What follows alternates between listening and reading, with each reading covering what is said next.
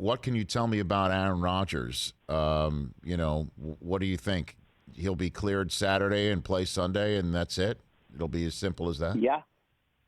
I mean, he should be cleared. And, the more we go through these circumstances, the more we learn about them. Mm-hmm.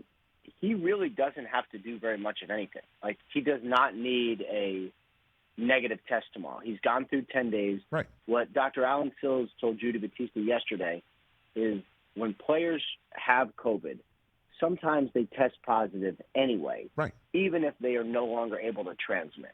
Even if they're no longer contagious, they still test positive. So he doesn't need a negative test. He basically just needs to be cleared by a doctor and not have symptoms.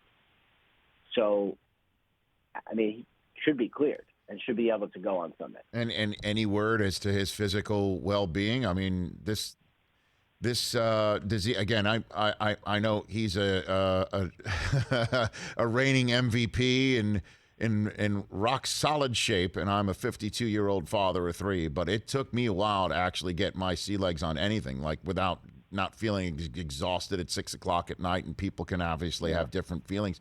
He'll be able to play a National Football League game at a high level against the Seattle Seahawks coming off a bye, and off we go.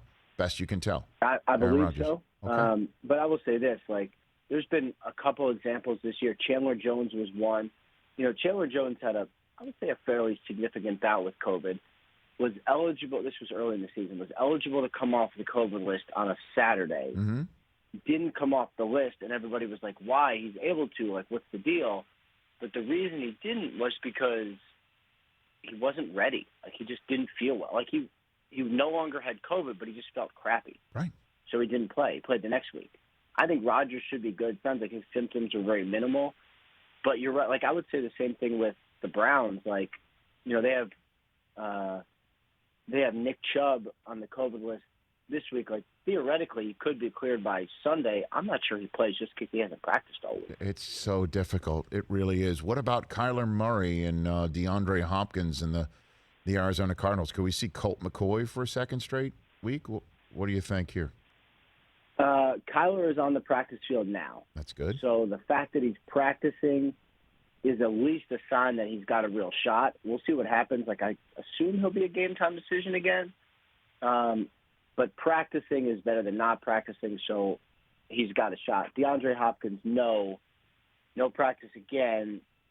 So, I would say he probably doesn't have a great shot. Okay. Hey, you watched all the way to the end. Thanks for that. Watch more right here.